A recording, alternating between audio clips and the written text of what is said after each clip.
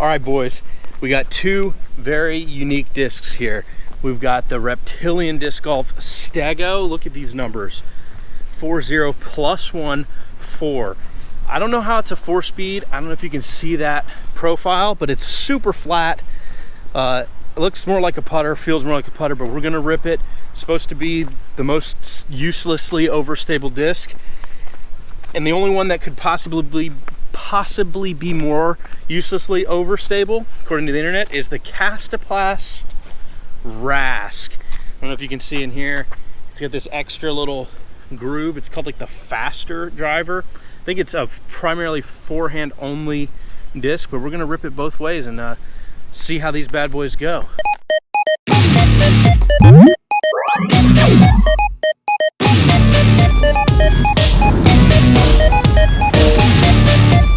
So people mostly use overstable discs for forehands. So I'm gonna start by backhanding both of them. I'm gonna start with the Stego, give it a full backhand rip, and then I'll go with the Rask.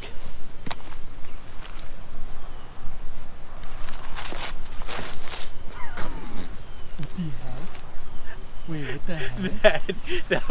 It did nothing. I released it as flat as I could, and that sucker almost flipped over. Okay, that was hilarious. Now for the Rask backhand. That's nice. That's really nice. Okay, that's a sweet driver. That went pretty far. That was really good. Here is Braden backhanding the Stego, Mr. 400 foot. Let's see what he got. What are you doing? Just flat, just straight. Flat.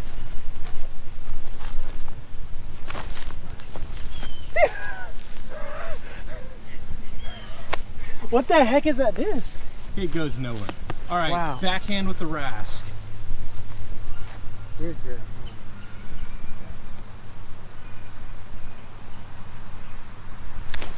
Oh, I grip flipped it. I think it goes far though. Okay, initial review, I would say the Rask is actually just a really nice distance driver. I mean, it's definitely overstable, but it's not like special. Hilarious. Yeah, I guess it's just if you like that grip.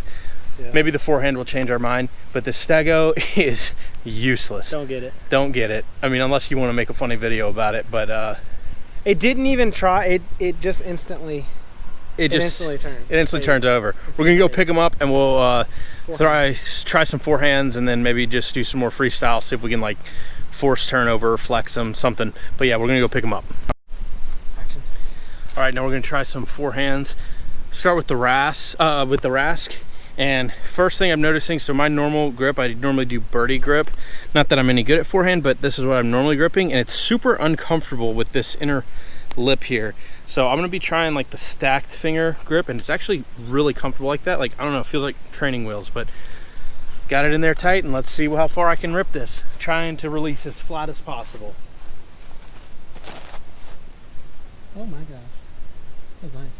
I mean, that's not super far, but it works really well. All right, forehanding the Stego, 175 gram, glow Stego, birdie grip. Let's see what I can do.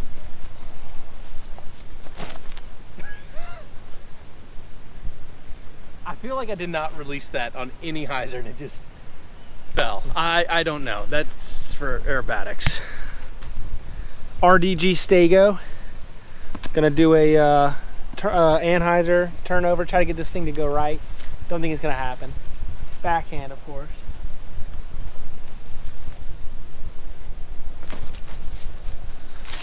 That was a lot.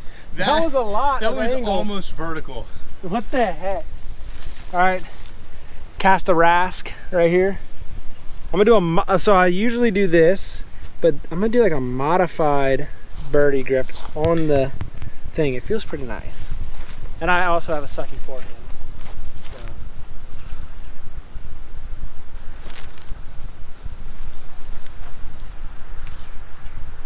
I mean, pretty good. All right, so my preliminary final thoughts, even though that doesn't make any sense, is that the Stego is useless. I don't see it being, unless you're playing in like 30-mile-an-hour winds. Yeah, I mean, I don't see it being an asset to anyone. The Rask, I think, is like, for me at least, it doesn't do anything special enough to make it worth like the hype or bagging it, or I don't know. If you're a forehand player, I feel if you're a forehand, if you're a fast forehand player. Yeah, if you're a fast forehand player, I feel like you have a disc that can already do what that does. It's almost like a trainer with how to put your fingers on the little lip. I mean, like, I think it's a good disc, but it doesn't, when you throw it forehand, it pretty much just goes straight. Like, it doesn't finish that hard right. No, backhand, it goes way too far left. So I think it really is just forehand only. And for me, it doesn't do anything different enough to make it, I don't know, worth putting in the bag. All right, Braden, what do you think? I like the Rask just for the swag of Kastaplast. I'd probably bag a K1 Glow, but the Stego is completely useless. Yeah, there's no reason to have it. So, but I mean, honestly, there is a reason if you want to flex. That's about it. Yeah, I think both of these discs, both are flex discs. Both discs are flex. Like, if you have them in your bag, you better be dangling them from the outside, because you're not throwing them. You're just trying to get people to ask you about them. I'd be warming up on the line with it. Yeah, exactly. So we're gonna throw them some more, but yeah, overall I would say Stego 1 out of 10. Yeah, definitely. And the Rask as a forehand disc, I'd say a solid 9 out of 10. I mean, there's nothing wrong with it. No, good forehand disc. All right. Stego backhand upside down. Might fly a little better. I mean, it did the same thing. It did the same thing. It's just really hard to grip.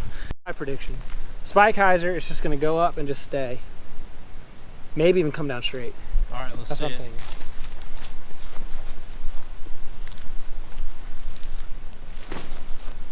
Yep, right there. Come down straight. It bounced. What the heck? Rask forehand with the little stacky grip with the training wheels. I'm going for distance. I'm gonna try to flex it a little bit. Oh, that's far. Yeah, that's far. That's far for a forehand. Far for me for forehand. All right, Stego thumber. Thumber. See what it does. Place your bets in the comments. I think it's. I don't know what it's gonna do. It's gonna move a lot. I think it's gonna. I don't think it's gonna flip over very fast. I think it's gonna take a while for it to flip over. Let's see. Oh! New roller did. My goodness! Dude, what? It did not move at all.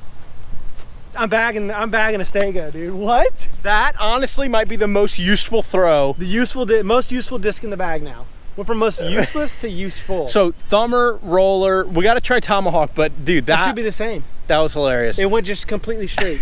It didn't turn at all. Dead. And then just straight. And just fell over. Dang. Beautiful. All right, I'm trying the thumber Stego as made famous by Braden. Straight out. Let's see what happens. It stays right where I didn't throw it very straight up and down. Stays right where it is. Stays right where I didn't throw it very straight up and down. Stays right where it is. Might as well just try to thumber this thing. It's probably just normal, but let's see.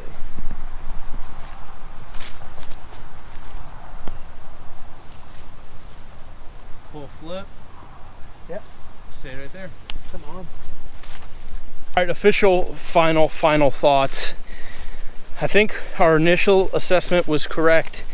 The Rask is a good disc. It's solid. It could go in any bag, but I don't think it does anything super unique that like it's the only one that will do that. I think you already have a forehand disc in your bag. You don't really need the Rask. If you're wanting something overstable and you're a primarily forehand player, it's good, but it's kind of hard to grip for backhands. The Stego, on the other hand, still don't know. I mean, utility for that, like most useful useless disc. Yeah, the use being big rollers, like big spike where you would just want the disc to stop. Maybe I don't know. It rolls well because it's kind of hard. It does roll well. I don't know. I think it's kind of, I'm sad. It's useless, but it does a couple. I mean, there's only one disc. Yeah. The only one thing. No other disc can do what it does. No other disc can do what it does. That's it. What it does is not very useful. There you go. That's very well said. It's great at what it does. Just what it does isn't great. So, yeah. I wish it was more useful because I really like the artwork on it. But yeah, the Stego sucks.